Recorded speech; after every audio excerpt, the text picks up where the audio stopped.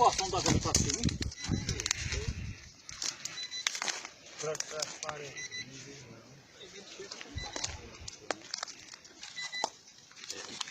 É grande essa porra, viu?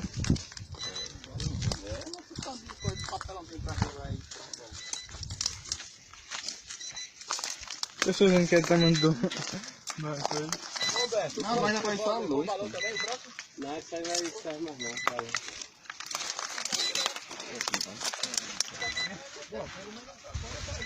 Lona tem muita ainda, cara. Lona e lona pra quem quiser aí. Quero só da cor. A conta pra botar no caminhão, ó. Isso aí não serve pra Vai gente. pra cortar essa já. Vamos ver se nós tira direito. Alguém tem uma faca aí na cinta?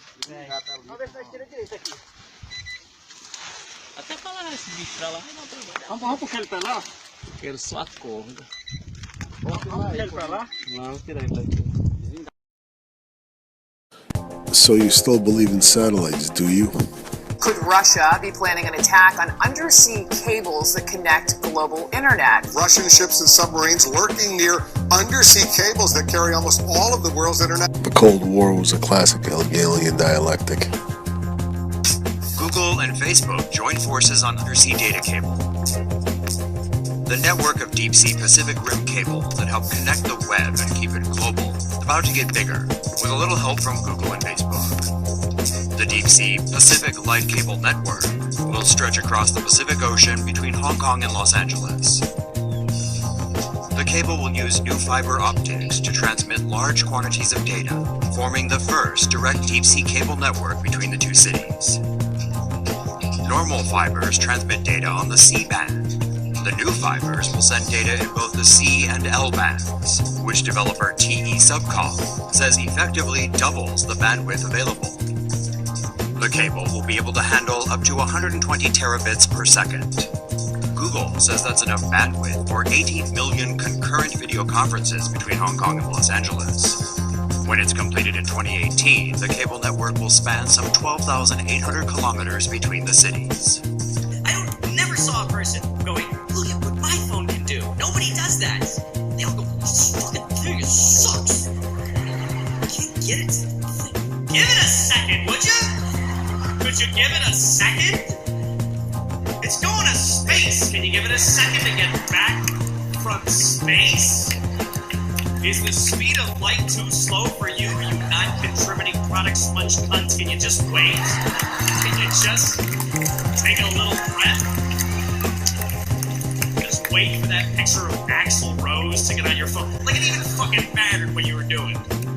Like it was even important. Along communication cables on the ocean floor. Wiretapping or cutting the cables altogether could have far-reaching and disastrous consequences. So we wanted to know, just how much damage could Russia do by cutting undersea cables? First off, chances are high you're watching this video thanks to undersea cables, especially if you live outside of the United States. Undersea cables deliver up to 99% of international communications. The other 1% is served by satellites, but they are considerably slower. Served by satellites, but they are considerably slower. The other 1% is served by satellites, but they are considerably slower.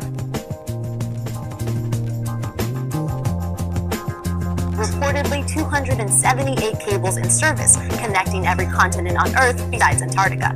Today, these cables transmit phone calls, internet data, and other forms of digital traffic at a rate of up to 80 terabytes per second.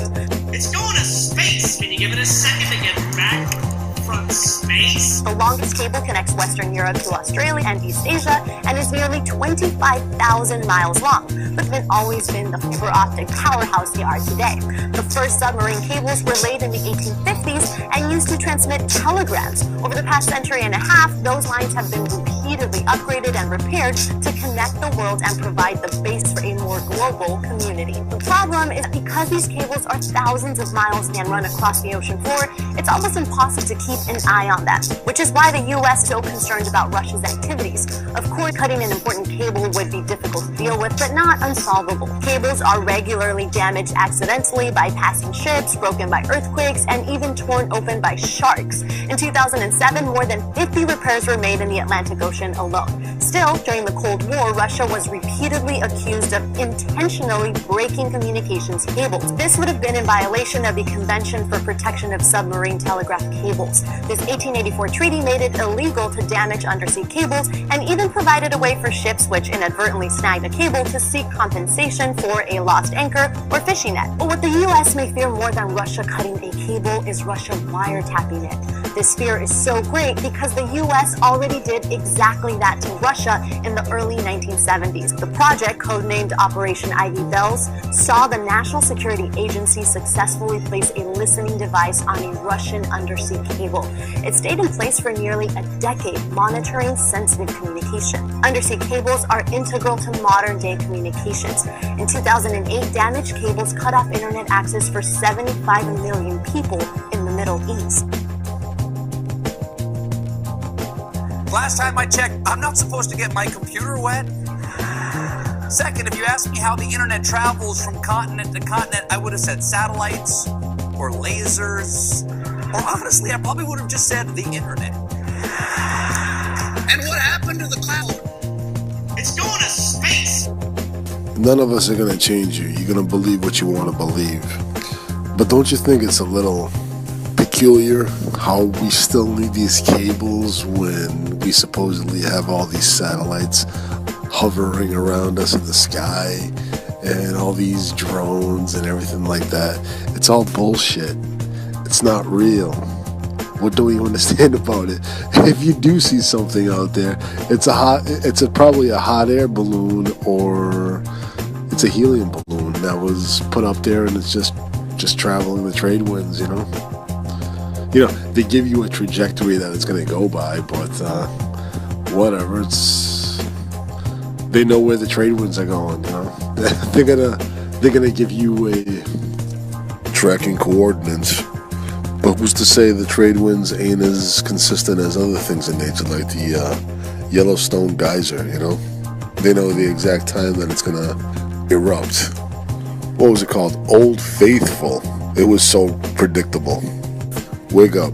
Like, you need to smoke some serious pot to believe half the shit they tell you. Think of it this way. At 5 feet, you drop something, it hits the ground. At 100 feet, you drop something, it will hit the ground. At 1,000 feet, you drop something, it'll hit the ground.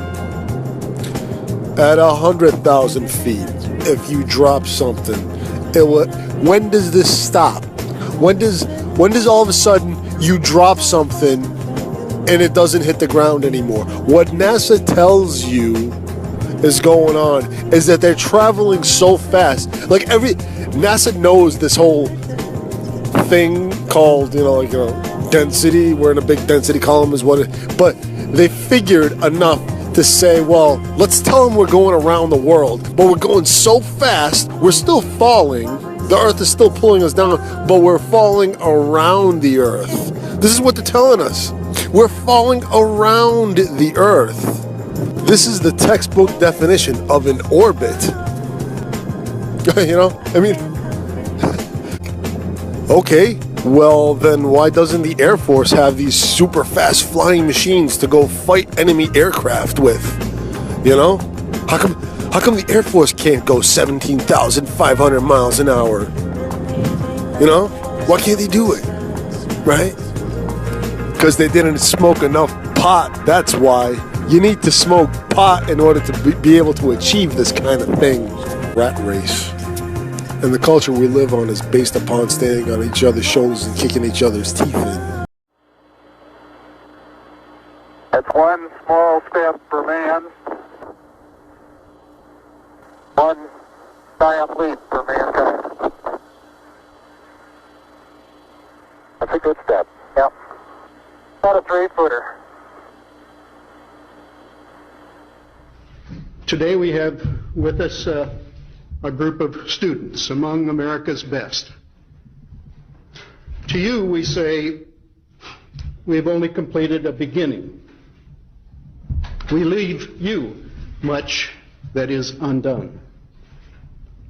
There are great ideas undiscovered, breakthroughs available to those who can remove one of truth's protective layers.